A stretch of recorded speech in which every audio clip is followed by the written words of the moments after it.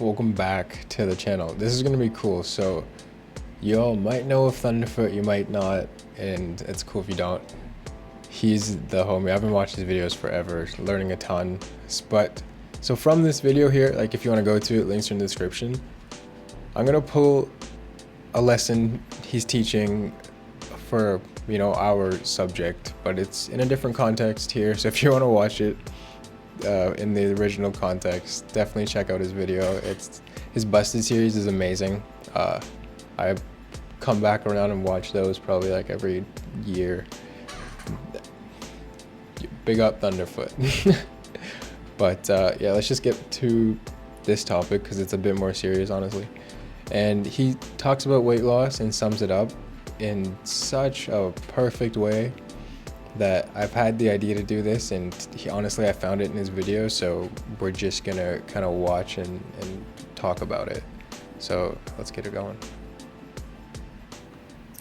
And now what your body does is it takes oxygen, that's this stuff here, the gas, and it burns either carbohydrate, which is like sugar, or some sort of oil, like this over here, to produce carbon dioxide, stuff in the background, and water.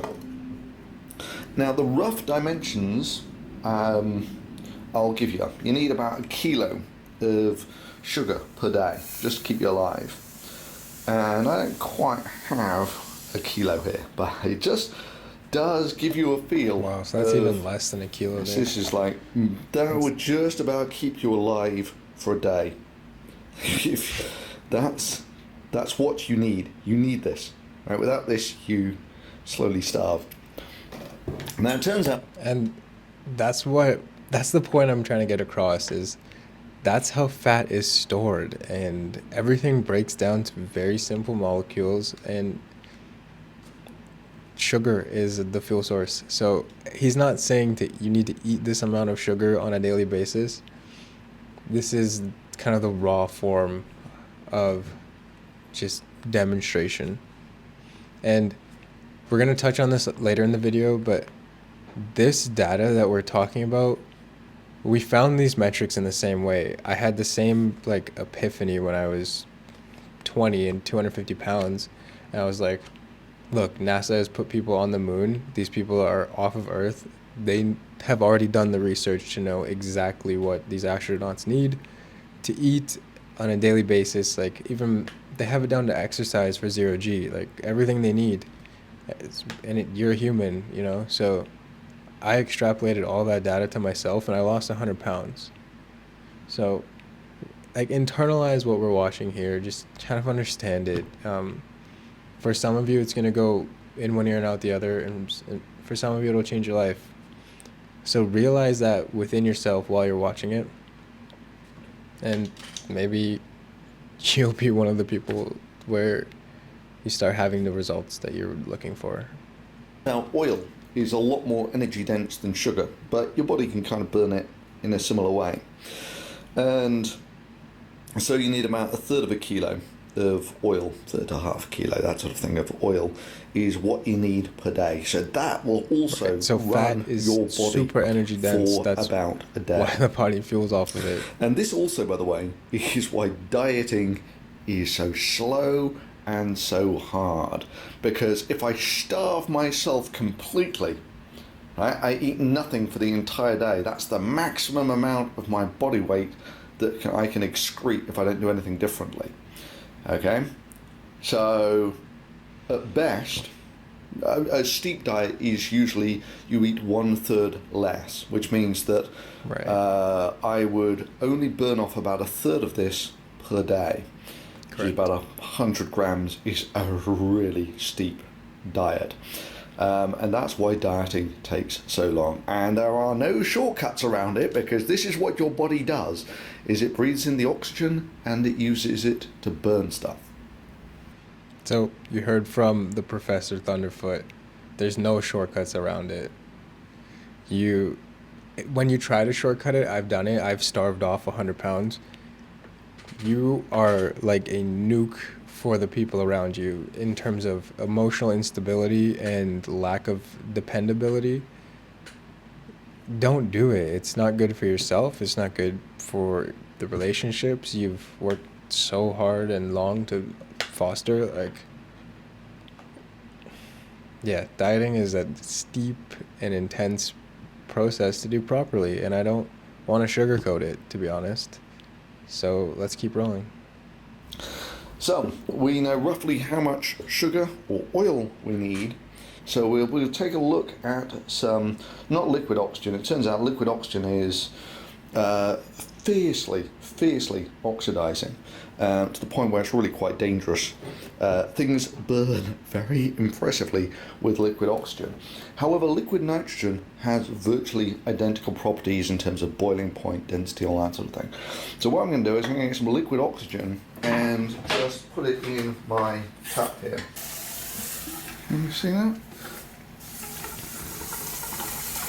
I used to walk home from school and stop by the hospital to like wait for my dad. The nurses would let me play with the extra liquid nitrogen at times, and that was always fun.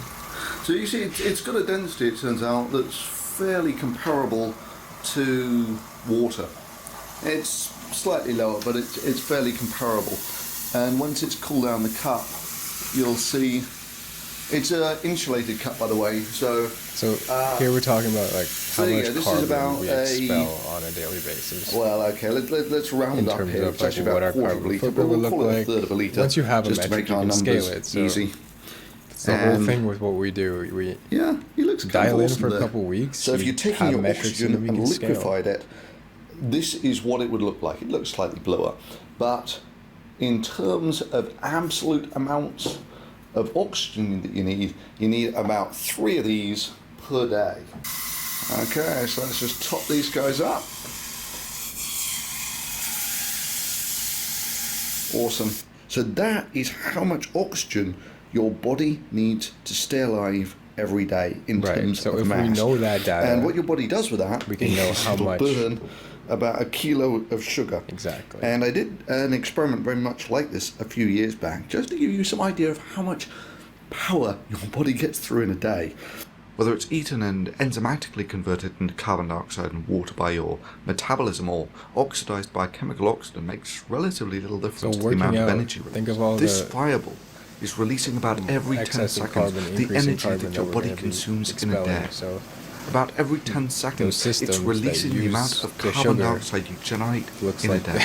You know what I mean? About on a the fifth of inside, that energy so goes to fueling your pretty brain. amazing Very brain, organisms, which is and currently that's processing what this is getting the across. fury of the mammalian metabolism.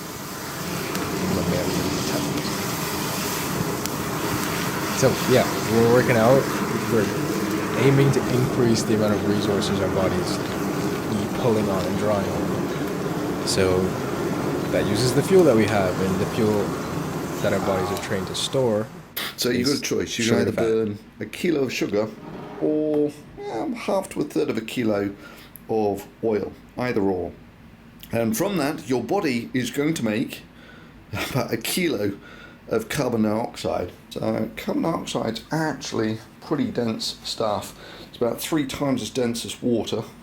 So my guess is this is going to be on the heavy side. And it is. It's about 1.5 kilos. So if I was keen, I would chop that down by about a third. In fact, let's try that. That's it. Right, I'm going to do it on the floor. In a day, this is how much, if you were to compress it into some from a gas, something we can see and handle. So there we go. Comprehend. That's about how much carbon dioxide your body makes per day. He aims for 1 kilo. Gets pretty close. Super. So that's how much carbon dioxide in terms of mass your body makes per day. So this is now gloriously what your body does every day.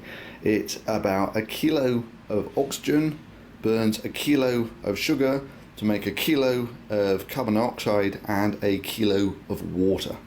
So if you breathe out about 1 kilo of carbon dioxide per day, that means you're breathing out about 1 gram of. And we're going to be diving. He dives back into the. It's okay. Watch the video. But for us, you can see. You can now kind of correlate that a starvation diet is not going to work, and it's a really tricky balance to need to eat but need to lose weight. So how you do that? And like, for instance, some of the parameters are like, if you want to go steep with it, I aim for like 2,000 calories a day, and I try to spread that over 2 meals and a protein shake with some fruits. So that means like each meal's looking like 750 calories. So then you ask the question like, well, what does that look like? And it's really just some protein, some veggies, and some low carb things, like low carb options, like just some rice, like white rice, or sweet potato or potato. That's pretty much it for the 2 carbs. And you can have them, but just keep it uncomplicated, keep it simple, and try to find that balance for yourself. Like, it looks different for everybody, right? So I can't just tell you a formula, right? Depending on your background, your cuisine, your flavor profile, what you want to eat, what you have available, it comes down to you figuring out within yourself, knowing your body. Like, kind of just, you kind of have to sit and talk with yourself, like, hey, this is going to be tricky, but I got to figure it out. We have to figure it out. We need to keep trending down over time, and it's not going to be a fast process. So if you live with people and they're going to be influencing those decisions, then just let them know. Like, a lot of things seem really difficult until we do it, and then we're like, why did we build that up to be so difficult? So just bring that forethought into light, into your mind more and more, and things will just become easier to do. So yeah, if you want to check out the full video here, links are in the description. And all this data came, like I said, we didn't get to in the video, but it came from NASA sending scientists to the moon, and in crafts where they're on life-sustaining support, everything they needed had to be there and accessible. So yeah, formulas came into play, engineering came into play, and it's a lot of the reason why we can do a lot of the things we can do today. It's how I lost 100 pounds, and I'm just trying to share the things that help me understand what I did and how I do it again. So, all right, easy.